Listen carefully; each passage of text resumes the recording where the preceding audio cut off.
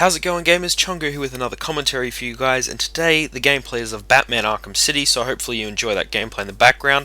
And the reason I chose this gameplay is I am going to talk a little bit about the Colorado shooting over the Batman movie, but the main topic for this commentary is, do video games make people evil? So let's get into it. So I have been playing video games pretty much my whole life, as of most people, and I don't really feel that it has impacted me in any way to, I don't know, harm people or be more violent in any way. And it always seems like as soon as a shooting or something like this happens, the media always jumps to the fact and blames video games. And even obviously, as this guy that actually did commit this shooting probably did play video games, I'm pretty sure that is not the reason he decided to go into a cinema and start shooting people. It's more of the fact that if you have a previous mental illness or there's something wrong in your head, like you just decide, or you're depressed, or whatever it is, it's something else that adds on top of it. It's not just playing games that is going to make you want to go and kill people or anything like that. Now, the guy that did commit this massacre, I personally think that he was just sick and tired of life, and instead of just going and committing suicide, he sort of thought he wants to be remembered, or, get a little bit more attention than just some guy committed suicide. So I think that's why I sort of thought, what's something that's going to gain the attention of all people? And I mean, one of the recent articles said that he was originally going to kill the cast members.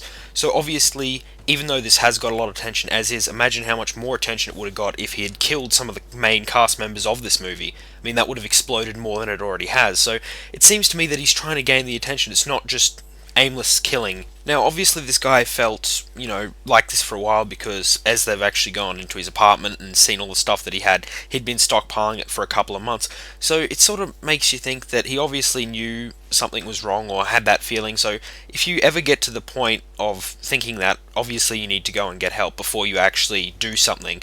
It's much better to go to, actually get mental health and saying, I'm feeling like this, blah, blah, instead of just sitting on it and then eventually, you just snap and then you want to go and kill a bunch of people. Now, moving back onto the topic of whether video games cause this, in most video games that I know of, I know there's a couple like GTA when you're not really playing as the hero or the good guy, but for the most part, I'm playing in games, you're not really playing as a bad guy. I mean, sometimes you might, not be 100% good, but you never really, I don't know, just an evil guy killing a bunch of civilians. I mean, most of those games get banned aren't really allowed through. So I don't think that like a video game pushed him to go and do this.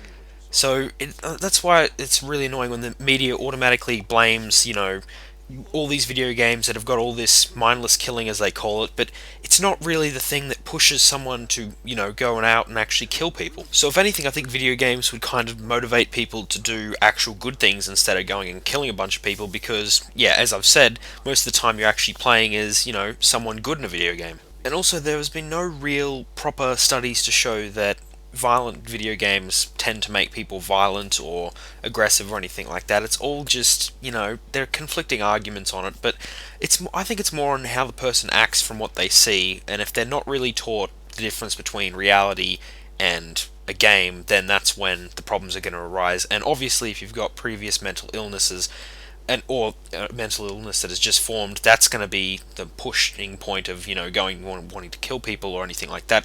It's not really going to be, I played a violent game, I'm going to want to go and kill people now. Now, obviously, with this shooting happening in Colorado, it sparked a lot of controversy in America, basically about gun laws and what should be changed, and it's kind of weird because in Australia we have really strict gun laws, and you pretty much can only really get, semi-autos, you can't get fully autos or any machine guns or anything like that.